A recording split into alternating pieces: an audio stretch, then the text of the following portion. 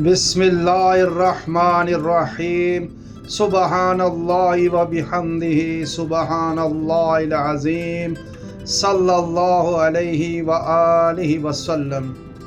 یہ اس زمانے کی بات ہے جب بنی اسرائیل کا دور تھا اور ان کے درمیان ایک ایسا شخص تھا جو دیانت، تقوی اور سچائی میں معروف تھا۔ اس شخص کو ایک دن اپنی ضرورت پوری کرنے کے لیے ایک بڑی رقم کی حاجت پیش آئی، 1000 دینار۔ اس نے اپنے ہی قوم کے ایک دوسرے نیک شخص سے ملاقات کی اور کہا، مجھے کچھ دنوں کے لیے 1000 دینار درکار ہیں، اگر آپ مہربانی فرما دیں تو اللہ جزا دے گا۔ قرض دینے والے نے کہا، ایسی بڑی رقم بغیر گواہ یا ضامن کے کیسے دوں؟ پہلے کچھ گواہ لاؤ جن پر بھروسہ ہو۔ قرض لینے والا عاجزی سے بولا، میرے لیے تو اللہ ہی گواہ کافی ہے اور وہی سب سے بڑا نگہبان ہے۔ قرض دینے والے نے پھر کہا، تو پھر کوئی ضامن لے آؤ۔ قرض مانگنے والا نگاہیں جھکائے بولا، اللہ ہی میرے اور آپ کے درمیان ضامن ہے۔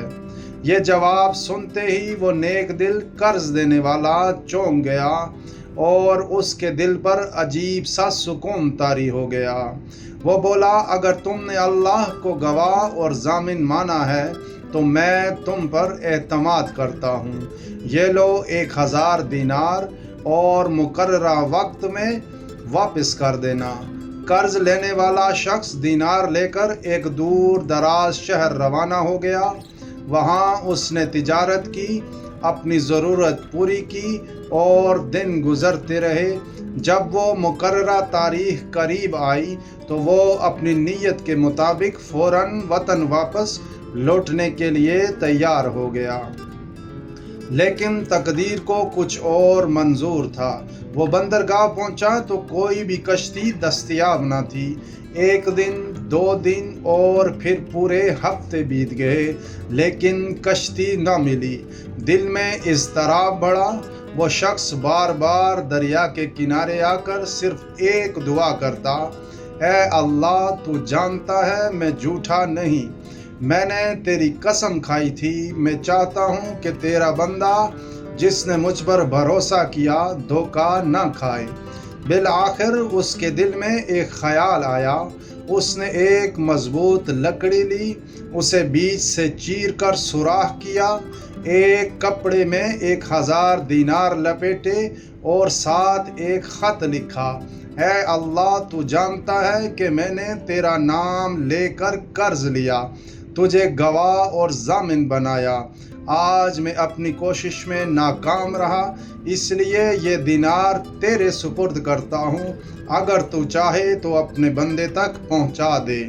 اس نے لکڑی کا سوراخ بند کیا، اسے مضبوط رسی سے باندھا اور پھر ایک بار آسمان کی طرف دیکھ کر بولا، اے میرے رب، اب یہ تیرا کام ہے۔